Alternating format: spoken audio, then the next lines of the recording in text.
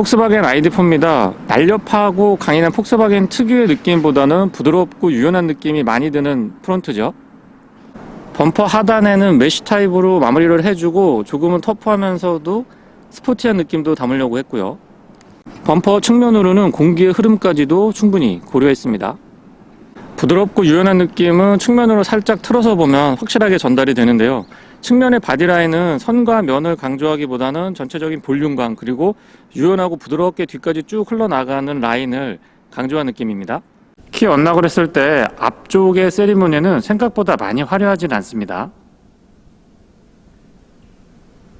반면에 뒤쪽 테일램프의 세리머니는 좀 화려한 편입니다.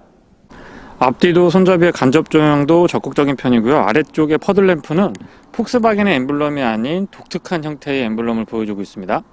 실내등은 LED 구성이라 앞뒤 모두 구석구석 밝게 잘 비춰주고요. 앰비언트 라이트는 앞쪽 도어 손잡이 쪽 그리고 크러쉬패드 중앙에 적극적인 편이고요. 센터 터널에도 살짝 챙겨주긴 했습니다.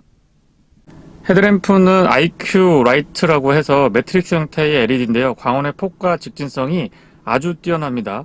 동급에서 경쟁 차량들 또는 그 상급의 차량들하고 비교했을 때 헤드램프만큼은 폭스바겐에 좋은 점수를 주고 싶고요. 오토모드 포함하고 있고 상하향의 변동 폭도 굉장히 큽니다. 굉장히 크면서도 초점이 아주 또렷한 장점이 있죠. 상향등과 하향등 그리고 비상등까지 모두 다 점등시킨 상태입니다. DRL은 그릴 안쪽까지 이어지고요. 방향지시등과 DRL은 그 기능을 같이 하고 있는데 위쪽은 DRL 역할만 그냥 해주고 있고 아래쪽은 방향지시등 역할을 병행하고 있습니다. 바깥쪽 거울 커버에도 LED로 방향지시등 챙겨뒀고요. 아래쪽에 잔상도 거의 남지 않고요. 시야각이 이 정도에서 들어오는데 정말 다시 한번 말씀드리지만 광원의 폭도 좋고 직진성도 좋고 상하향의 변동 폭도 분명합니다. 테일램프와 방향지시등 그리고 번호판 보조등까지 모두 다 LED 구성이고요. 방향지시등은 순차 점등 방식을 채택해주고 있습니다. IQ 라이트는 코너링 램프 기능도 포함하고 있는데요. 이렇게 차량을 꺾어보면 코너링 램프가 먼저 진행하고자 하는 방향, 조향각이 꺾인 방향을 비춰주기 때문에 야간 시야 확보에 도움을 많이 받고요. 스티어링 각도에 따라서 유연하게 반응하는 부분도 굉장히 빠릿빠릿하게 반응을 해주면서 정확하게 핸들을 꺾었을 때 차량이 향하고 있는 방향을 먼저 딱 비춰주니까 정말 도움을 많이 받는 것 같습니다. 지금은 가로등이 있어서 크게 차이가 안 나는데 아주 어두운 국도 구간에서는 지금도 유연하게 움직이는 걸 보실 수가 있죠. 좌우로 움직이는 것도 스무스하게 잘 움직이지만 상향등과 하향등, 운전석과 조수석을 개별 컨트롤을 해주기 때문에 뭐라 그럴까요? 포인트마다 필요한 부분만 채워서 상향 또는 하향으로 빠릿빠릿하게 전환을 해주니까 안전운전에 도움 많이 받습니다. 리튬이온 배터리를 장착하고 있습니다. 배터리 용량은 82kWh고요. 31.5kg/m의 힘을 발휘하고 있습니다. 후륜구동 방식 채택해주고 있고 전비는 kWh당 4.7kg, 1회 충전 주행 가능 거리는 복합 기준으로 405, 도심에서는 426, 고속에서는 379km입니다. 본닛 안쪽에 이 프렁크를 배치해 줬으면 좋겠고요. 공간은 충분하거든요. 그리고 본닛 위쪽에 이 마무리 같은 것들도 조금 더 흡음재 같은 거 보강을 해줬으면 어떨까 싶습니다.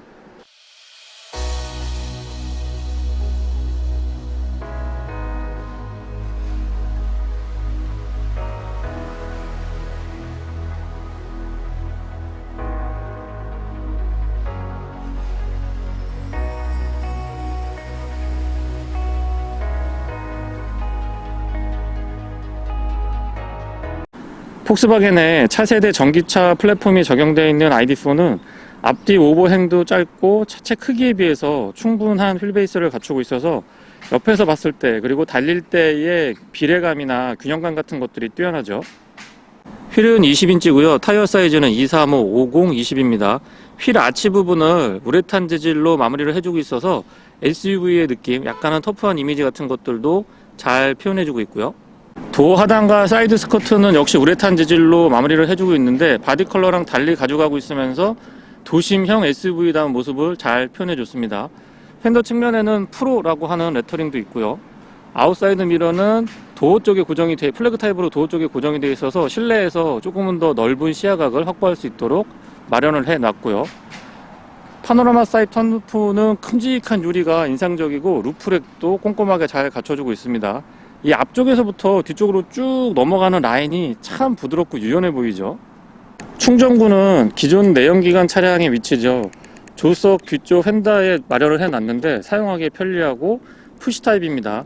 안쪽에 커버 빼고 국내에서 가장 많이 사용하는 DC 콤보로 빠르게 충전할 수 있는 장점도 있습니다.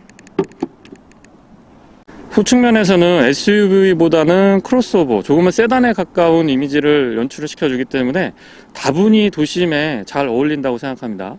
안정감 있는 후면부 디자인은 SUV의 그것을 잘 표현해주고 있고요. 테일라이트는 지금 보시는 것처럼 좌우측 그리고 가운데로 쭉 연결이 되어 있기 때문에 실제보다 더 길어 보이고 안정감 있어 보이는 후면부를 잘 연출시켜주고 있습니다. 디퓨저는 꾸밈을 강조하기보다는 실용성을 강조한 느낌이고요. 테일게이트는 전동이고요. 아래쪽에 버튼을 살짝 눌러주면 됩니다. 속도나 소음 같은 것들은 적정한 편이고요. 공간은 기본이 500리터대에서 2열 등받이를 접으면 1000리터 이상 확보가 가능합니다. 양쪽 측면에 깊이 있게 파여있기 때문에 공간 활용도는 좋고요. LED로 조명은 조수석 측면, 운전석 측면 양쪽에 모두 다 배려를 해놨기 때문에 야간에 어두운 곳에서 짐을 꺼내실 때 유용하죠. 운전석 측면에도 이렇게 깊이 있게 파여 있고 바닥을 또 이렇게 들어 올리면 여기도 또 공간을 사용할 수가 있거든요. 그래서 조금 더 트렁크 공간을 깔끔하게 유지할 수가 있습니다. 여기도 꽤 넓어요. 패널도 두툼하게 처리 잘 해놨고요. 한 번 더 들어 올리면 이 아래까지도 굉장히 깊이 있게 공구류는 바닥에 깔려 있거든요. 그래서 이 공간도 잘 활용하면 어쨌거나 트렁크 공간은 깔끔하게 유지할 수가 있습니다. 2열 등받이 접어서 전체적인 공간 다시 한번 살펴보겠습니다. 등받이는 뒤에서는 못 접고 좌석으로 와서 이 위쪽 버튼을 눌러야지 이렇게 접을 수가 있습니다. 접었을 때 앞쪽 공간이 그렇게 많이 각도가 올라오는 편이 아니기 때문에 전체적인 공간 활용도는 좋고요. 2열 등받이까지 접었을 때 공간인데 확실히 SUV다운 넓은 공간, 특히 헤드룸 쪽에 공간이 많다 보니까 큰 짐도 쉽게 싣고 나르실 수 있을 정도의 여유는 됩니다. 수동으로 조작할 때를 대비해서 손잡이도 마련을 해놨고요. 전동 테일게이트 버튼은 큼직하게 위치시켜놨네요.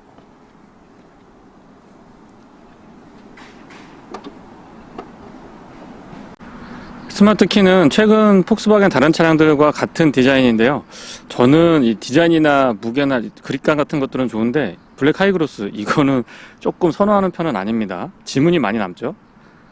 바깥쪽도 손잡이에 스마트키 락 언락 기능은 뒤쪽에 넣고 앞쪽에는 이렇게 살짝 음각 처리가 되어 있습니다. 최근 나오는 차량들은 이렇게 팝업 타입으로 들어 올리는 방식이거나 아니면은 나와 있어서 잡아당기는 방식을 많이 채택을 했는데 특이하게 과거에 사용했던 형태에서 터치 타입으로 안쪽을 살짝 터치해주면 열리거든요. 그런 식으로 바꿨습니다.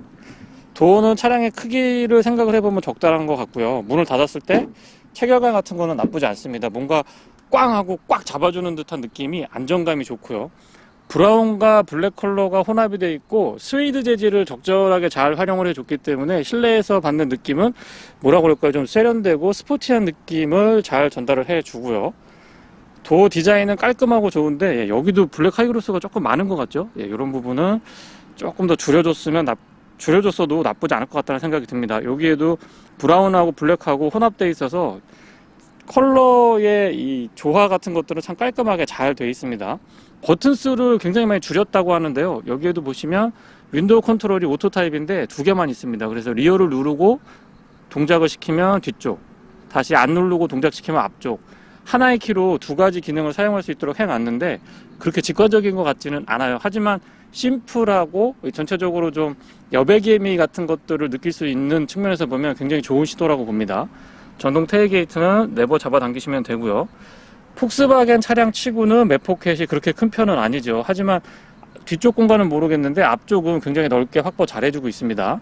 플레이트에 별도의 알루미늄으로 덧대져 있는 장식은 없고 에르고 액티브라고 하는 시트인데 마사지 기능 포함이 되어 있습니다. 시트 메모리는 2개까지 가능하고요. 전동 럼버 서포트는 4A 타입입니다. 몸이 닿는 부분 대부분이 스웨이드로 되어 있기 때문에 이 소재 자체의 홀드감이 굉장히 좋습니다. 그리고 시트 형상도 좋은 편이고 헤드레스트는 조금 더 자유롭게 움직였으면 좋겠습니다. 무슨 얘기냐면 위아래로만 움직이고 앞뒤로 많이 움직여지지가 않기 때문에 그런 부분들은 추후에 개선의 여지가 있다라고 보고요.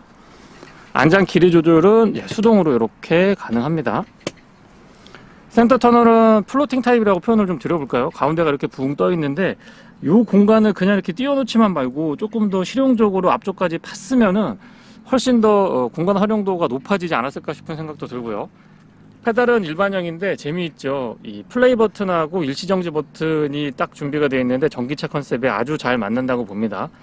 풋레스트 길이나 각도, 폭 같은 거는 괜찮은데 재질은 이런 거보다 조금 더 단단한 재질로 바꿨어도 나쁘지 않았을 것 같고요. 레버 잡아당기면 본닛 오픈하실 수가 있습니다. 틸팅 앤 텔레스코픽은 수동 레버 타입이고요. 앰비언트 라이트는 낮에 보더라도 선명합니다. 조명 스위치는 전통적인 로터리 타입이 아니고 버튼 타입으로 깔끔하게 바뀌었고요. 조금 특이한 점은 공조장치에 있을 법한 이 두 가지 기능, 앞쪽하고 뒤쪽에 열선이나 아니면 앞쪽에 맥스로 확 이렇게 성에 제거하는 그 기능들이 여기에 위치해 있네요. 스티어링은 D컷이고요. 이 디자인 굉장히 제가 좋아하거든요. 그다음에 소재 같은 것들도 폭스바겐 최근 나오는 차량들이 전부 다 이 디자인을 사용을 하고 있는데 저는 굉장히 마음에 듭니다. 소재 같은 거나 이 봤을 때의 모양새가 참 좋죠. 그립 좋고 가죽의 질감도 좋습니다. 이런 데는 조금 타공 같은 걸로 처리해줘도 나쁘지 않았을 것 같다는 생각이 듭니다. 썬루프는 파노라마 타입인데요. 이 루프의 유리 면적이 상당하죠. 근데 틸팅 같은 거가 조금 됐으면 더 좋았겠다라는 생각도 있고요.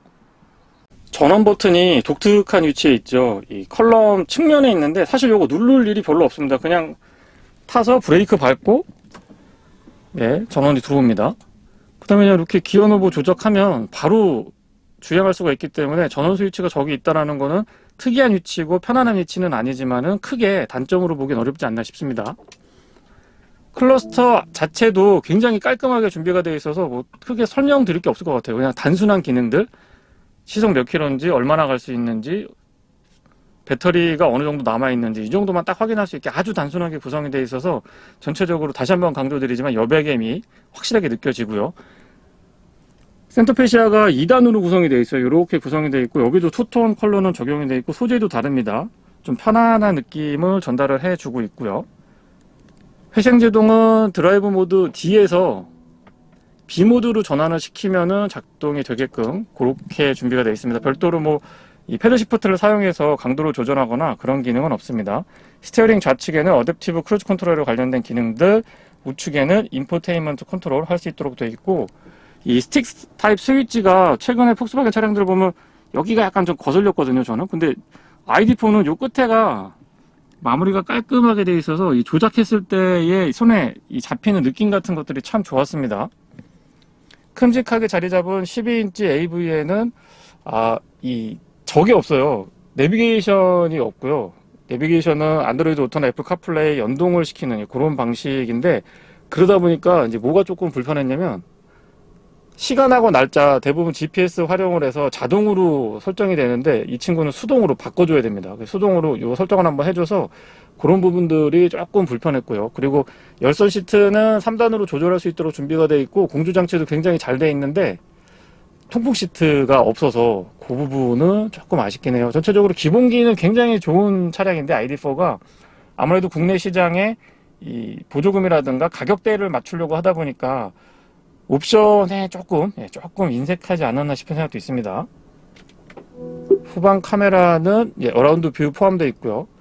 화질이 굉장히 좋은데 특히나 이 어라운드 뷰를 보여줄 때 왜곡되는 부분이 거의 없습니다. 광각 처리를 하면 보통 얘가 왜곡이 되는데 그런 부분이 없어서 이 부분은 장점이라고 생각을 하고요. 아래쪽에 여기도 이 손이 많이 닿는 부분인데 지금 버튼이 아니죠. 이렇게 톡톡 치게 되어 있는데 이 부분이 다 블랙 하이그로스로 되어 있어서 저는 그렇게 선호하지는 않습니다. 자꾸 이 블랙 하이그로스 말씀드려서 좀 그런데 개인 호불호가 좀 있긴 하죠.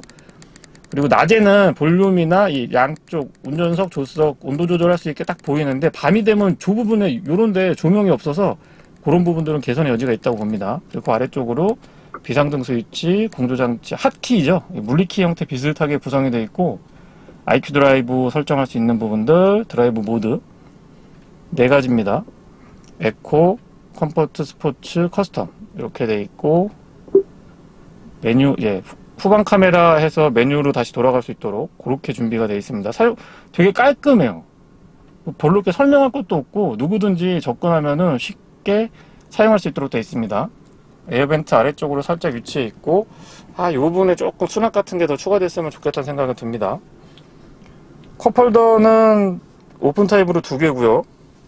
뒤쪽으로 공간이 암레스트는 이렇게 띄워져 있고 시트 옆쪽에 딱 위치시켜 놨습니다. 그리고 들어 올려 보면 컵홀더를 쓸 수 있는데 요걸 이렇게 들어 올리면 이 공간 전체를 다 본인의 기호에 맞게 쓸 수가 있습니다. 그래서 가변식으로 이 파티션 같은 거를 사용할 수 있고요. 큼직하게 자리 잡고 있는데 여기에 스마트폰 무선 충전이 가능한데 넣다 뺐다 하기도 되게 편하고요. 눈에 잘 들어오는 곳입니다. 그리고 USB C 타입으로 단자 2개 챙겨줬고요. 이 부분은 이렇게 깔끔하게 커버링 가능하죠. 조석 수납은 잡아당기는 방식이고 꽤 고급스럽게 떨어집니다. 안쪽에 별다른 마무리는 없고 공간 자체는 이 폭이나 높이는 괜찮은데 깊이가 조금 더, 화면에 빛이 조금 비쳤네요. 깊이가 조금 더 깊었으면 좋겠습니다. 그리고 확실히 바깥쪽에 이렇게 보시면 아웃사이드 미러를 도어에 고정하니까 실내에서 보는 이 개방감 같은 것들이 좋죠. 거울은 LED 조명하고 연동이 될 수 있도록 이렇게 준비가 되어 있고요. 커버랑 연동되어 있죠. 높이가 조금 더 높았으면 어떨까 싶어요. 클립 같은 거 있어도 나쁘지 않을 것 같고요. 실내등은 모두 LED 구성이고 터치 타입으로 작동을 합니다.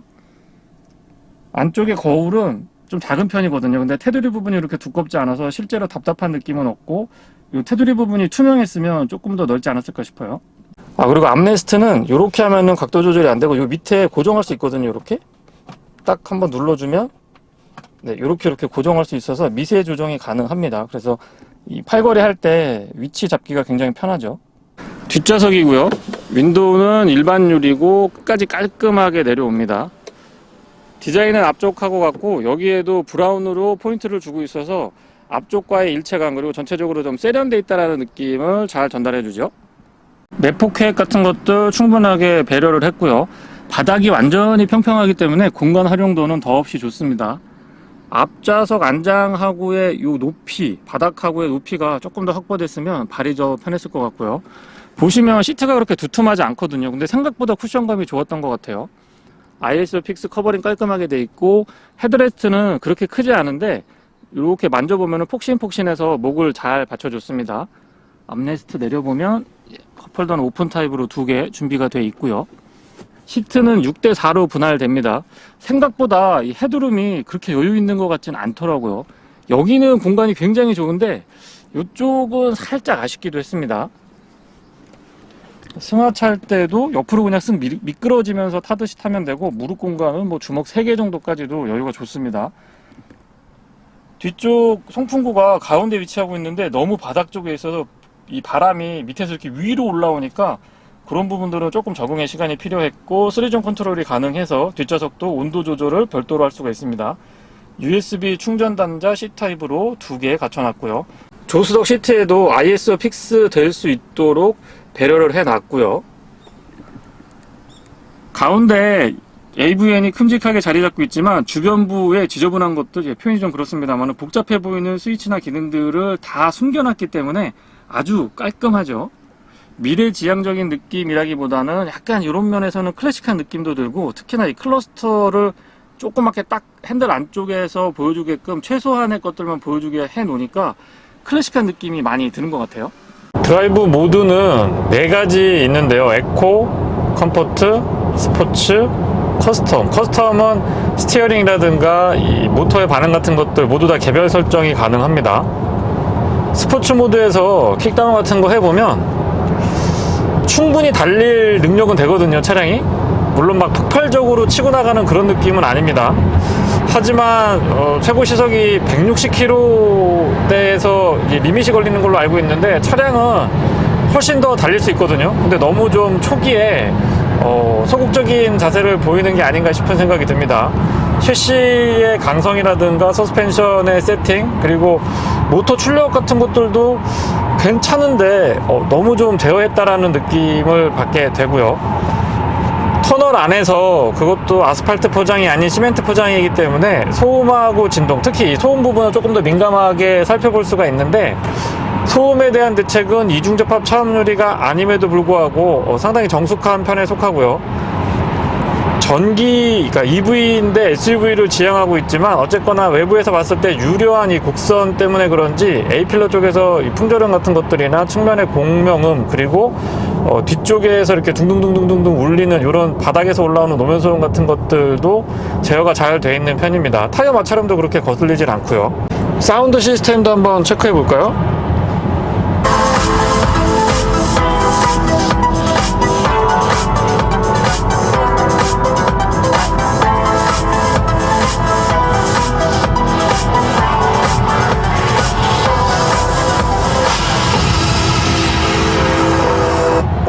예, 생각보다 고음, 중음, 저음대의 이 해상도가 또렷하고요. 지금 화면에 보이실 것 같긴 한데 음향 설정을 굉장히 다양하게 미세 조정이 가능하고 서브우퍼까지도 컨트롤이 되니까 조금 더 민감하게, 귀가 좀 민감하신 분들의 니즈도 만족시켜 줄 수 있을 것 같습니다. 저는 뭐 막귀라서 이 정도만 돼도 되게 만족스러운 것 같아요. 생각보다 차량의 크기가 외부에서 봤을 때는 큰데요, 실제 운전을 해봤을 때 좁은 골목길에서 부담스러울 정도의 크기는 아닙니다. 시트 포지션이나 전방이 이렇게 탁 트여 있어가지고 그런 것 같기도 하고요. 뒷좌석에서 느껴지는 개방감이나 공간감 같은 것들은 상당히 좋은 편에 속하고요. 특히나 이 위쪽 유리 면적이 정말 넓거든요. 그래서 딱 뒤에 앉으면 탁 트인 개방감, 차 안에서, 실내에서 탁 트인 개방감 같은 것들을 제대로 느낄 수가 있습니다. 클러스터가 크지 않기 때문에 잘 안 보이실 수도 있는데, 안드로이드 오토나 애플 카플레이 연동을 하시면, 물론 이제 무선이 안 되고 유선이 되는 점도 조금 아쉽긴 합니다만은, 클러스터 안쪽에 간단하게 이 내비게이션 안내 정보들이 표시는 됩니다. 화면이 큼직하고 앞쪽에서 뭔가 이 걸리적거리는 게 없기 때문에 딱 눈에 들어오긴 합니다만은, 클러스터는 조금 더 커서 다양한 정보들을 담아줬으면 어떨까 싶은 생각도 들고요. ID4에서 제가 가장 큰 장점으로 뽑고 싶은 부분은 두 가지인데요. 실내 공간 활용성, 그리고 승차감입니다. 쫀득하면서도 부드럽고 울렁울렁하는 느낌이 아닌, 개인적으로 굉장히 선호하는 승차감을 구현을 해주고 있는데, 20인치 휠 타이어에서 이 정도 승차감을 어떻게 구현할 수 있는지, 이 플랫폼의 실시 강성도 좋지만 세련된 서스펜션의 세팅은 정말 칭찬을 아끼지 않고 싶습니다. 앞에서 느꼈던 정말 출중했던 승차감은 뒷좌석에 앉으면 약간의 차이가 나는데요. 최근에 탑승했던 전기차 중에서 전반적으로 승차감은 물론 좋은 편에 속하는데, 앞좌석하고 뒷좌석하고의 승차감 차이가 나는 부분은 조금 의아하기도 했습니다. 과속 방지턱 같은 거 이렇게 넘어보면 앞쪽은 쫀득하면서 부드러움이 있거든요. 그러면서 잔 진동 같은 것들을 참 잘 걸러줬던 기억인데, 뒤쪽은 쫀득하기는 한데 이 부드럽다기보다는 약간 단단한 느낌? 막 쳐서 앞뒤 승차감 차이가 너무 커서 못하겠다, 그 정도까지는 아니지만은 앞좌석 승차감이 너무 좋았기 때문에 상대적으로 뒷좌석이 그 쫀득함과 부드러움이 공존하지 않기 때문에 그 부분은 조금 특이하긴 했습니다. 전비는 복합 기준으로 킬로와트아워당 4.7km고요. 도심에서는 4.9, 고속도로에서는 4.4인데 실제 주행을 해보면 가볍게 5km 이상은 유지를 해줬고요. 스포츠 모드를 사용해서 정말 시원시원하게 내달려 보더라도 4km대는 꾸준하게 유지를 해줬습니다. 시승 동안의 최고 전비는 5.9km였고요. 최저 전비는 4.2kWh당 4.2km를 표시하더라고요. 일회 충전 주행 가는 거리는 복합 기준으로 405km인데 두 번 충전 진행해 봤거든요. 두 번 다, 한 번은 465, 한 번은 451 이 정도. 그래서 450km 이상은 충분하게 주행할 수 있었고, 다만 이제 전기차 시승할 때마다 제가 말씀을 드리지만, 제가 말씀드린 이 전비는 어디까지나 지금 10월에 시승하고 있는 오늘 바깥쪽에 낮 기온은 지금 21.5도인데요. 날이 춥지 않은 상태에서 측정된 기록이기 때문에 사계절, 겨울하고 봄이나 이럴 때 충분하게 좀 사계절을 지나고 나 봐야 이 전기차 ID4, 제가 지금 시승하고 있는 이 차량의 정확한 평균 전비를 측정할 수 있을 것 같습니다. 이중접합 차음 유리도 아니고 일반 유리 세팅인데 생각보다 굉장히 조용합니다. 도심에서도 조용했고 고속도로 주행을 할 때도 그랬습니다만은 전체적으로 이 방음에 대한 것들도 달렸을 때도 그렇지만 이 도심에서 주변이 시끄러울 때 또 실내로 유입되는 소음들이 있거든요. 그런 것들도 굉장히 억제가 잘 돼 있습니다. 이 SUV, 도심형 전기 이 SUV 컨셉이지만 그래도 SUV 장르니까 폭스바겐이 그런 부분에서는 조금 보수적인 모습을 보이는데요. 다름 아니고 이 2열 등받이 각도 조절만 됐어도 정말 이 개방감 좋고 공간감 좋은 이 실내를 더욱더 편안하게 만끽할 수 있었을 것 같은데, 추후에는 물론 이제 안전 이슈라든가 여러 가지 상황을 고려해서 2열 등받이를 고정식으로 만들고 있긴 합니다만은, 각도 조절이 조금만 됐으면은 훨씬 더 만족도가 높지 않을까라는 생각도 해봅니다. 앞쪽에는 맥퍼슨 스트럿, 뒤쪽에는 멀티링크 서스펜션 조합인데요. 일단 셰시 강성이 굉장히 좋습니다. 셰시 강성 자체가 좋고, 오랫동안 폭스바겐이 이 멀티링크, 뒤쪽에 멀티링크, 앞쪽에 맥퍼슨 스트럿 요 세팅을 워낙 많이 만들어 왔기 때문에 서스펜션 셋업에 있어서는 전기차로 넘어와서도 충분히 좋은 모습 보여주고 있습니다. 가다서다를 반복하는 도심 구간에서는 B모드 있거든요. 회생제동을 사용할 수 있는데 원페달 드라이빙도 가능합니다. 요거는 이 저항에 조금만 적응을 하시면 굉장히 유용하게 사용을 할 수가 있고요. 브레이크 계통의 스트레스도 줄일 수 있고, 전비도 에코모드에 B모드까지 써서 주행을 하시게 되면은 전비 확실히 아낄 수가 있었습니다.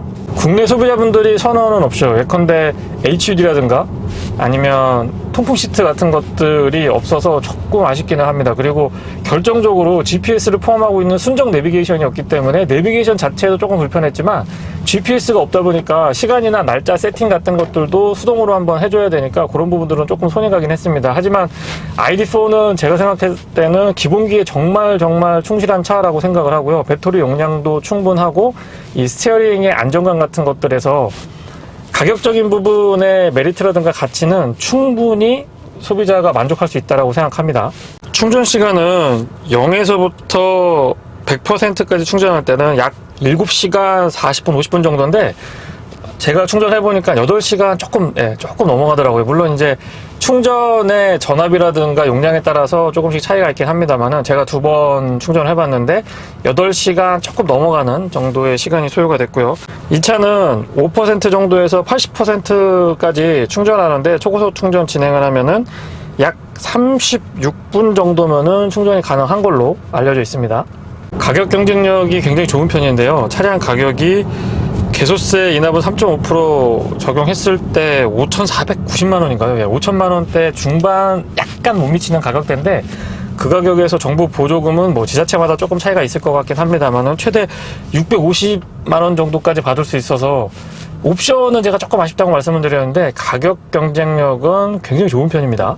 노면이 좋지 않은 이 공사 구간 같은 데 지나보면 울퉁불퉁한 조금은 큰 이 진동 같은 것들도 잘 걸러주고요. 바닥이 약간 이렇게 크랙되어 있는 부분들 갔을 때 잔진동도 역시 잘 걸러줍니다. 승차감에 있어서는 글쎄요, 동급에서 저는 가장 좋은 점수를 주고 싶은데요. 브레이크는 작동시켜보면 폭스바겐 내연기관하고 되게 비슷한 것 같아요. 이런 부분들은 최대한 이질감이 없게끔 폭스바겐이 배려한 게 아닌가 싶습니다. 브레이크의 담력은 꾸준하게, 폭스바겐 내연기관 특유의 그 꾸준하면서도 든든한 맛이 있거든요. 그런 부분들은 ID4에서도 고스란히 담아놨습니다. 마력에 비해서 토크감이 괜찮기 때문에 힘이 부족하다라는 느낌, 고속주행에서도 힘이 부족하다라는 느낌은 들지 않습니다. 코너링 가져가 보면 이 SUV 약간은 지상고가 조금 있고 무게중심이 세단에 비해서 살짝 올라와 있기는 한데, MEB 플랫폼이라고 하던가요, 이 차세대 플랫폼이 배터리 위치 때문에 그런지 모르겠습니다만 굉장히 무게중심이 낮게, 그리고 밑에서 이렇게 꽉 잡아 당겨주고 있다는 느낌을 받습니다. 그래서 코너링에서 조금 더 속도를 높여서 가져가 봐도 불안하거나 불편한 느낌은 크게 전달되지 않습니다. 후륜구동을 채택해주고 있어서 스티어 같은 거, 특유의 그 후륜구동 차량 스티어는 발생을 하는데, 이 전자제어 장비들이 적극적인 편이라서 잘 잡아줍니다. 어댑티브 크루즈 컨트롤은 앞차와의 거리 조절 굉장히 민감한 편이고요. 총 5단계로 설정할 수가 있거든요.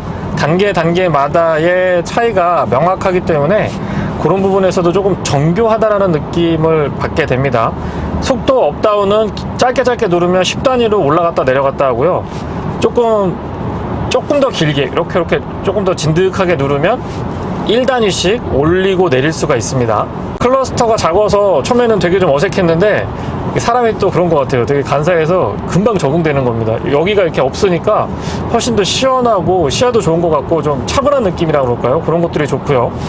전반적인 이 개방감 좋고 안전운전 시야도 좋은 편인데, 특히나 이 아웃사이드 미러가 높이나 길이 그리고 끝부분에 광각 처리한 부분까지도 사각이 거의 거슬리지 않거든요. 안 보일 정도로 굉장히 잘 만든 것 같습니다. 그리고 소소한 부분이지만 여기 작은 창, 실내 리뷰 때에도 살짝 언급을 드리긴 했습니다만, 작은 차이로 이 운전자가 느끼는 이 탁 트인 개방감은 크게 다가오는 것 같습니다. 안드로이드 오토 연결을 해서 내비게이션에 주행 정보가 여기 들어오거든요. 요거를 3분할로 해서 지금 제가 어댑티브 크루즈 컨트롤까지 작동을 시키니까 가장 이 작은 화면에, 가장 좌측에는 어댑티브 크루즈 컨트롤, 가운데에는 속도나 배터리 잔량, 그리고 제일 우측에는 내비게이션 연동된 정보까지 오밀조밀하게 잘 담아주고 있는 것 같아요. 차선 유지 보조 기능이 있기는 한데 조금 더 적극적이었으면 어떨까 싶은 생각이 들고요. 드라이브 모드는 총 4가지거든요. 에코, 컴포트, 스포츠. 에코랑 컴포트는 저는 차이를 크게 느끼진 못했고요. 전비에서도 약간 차이가 나나? 근데 차라리 비모드 썼을 때가 전비 차이는 더 컸고, 스포츠 모드는 확실히 다릅니다. 킥다운 같은 거 가져가 보면 나름 또 이렇게 토크감 주면서 쭉 내달리는, 쭉 끌어당겨주는 이런 느낌들이 좋고요. 시속 110, 거의 120 초반까지는 정말 조용한데 120km를 넘어서기 시작하면은 이 A필러 쪽에서 풍절음 같은 것들이 조금 그 아래 속도에서보다는 조금 더 많이 도드라진다라는 느낌을 받게 됩니다. 자동차 이 바퀴 회전 방향에 따라서 드라이브랑 후진을 선택할 수 있게 한 거는 직관적이면서도 조작감 같은 것들도 되게 좋게 잘 만들어 놨습니다. 클러스터, 이 작은 클러스터 바로 옆에 기어 노브가 달려 있거든요. 근데 이 기어 노브도 역시 블랙 하이그로스로 처리를 해줘서 손이 많이 닿는 부분에 블랙 하이그로스는 개인적으로 이 지문이 이렇게 보이기 때문에 썩 바람직하다고 생각은 하지 않는데, 그런 부분들은 조금 아쉽기는 합니다. 아주 좋은 위치에 기어 노브를 위치시켜 놨고요. 조작감도 참 좋은데 소재 부분은 조금 아쉬웠어요. 네, 이상 폭스바겐 ID4 시승기였습니다. 고맙습니다.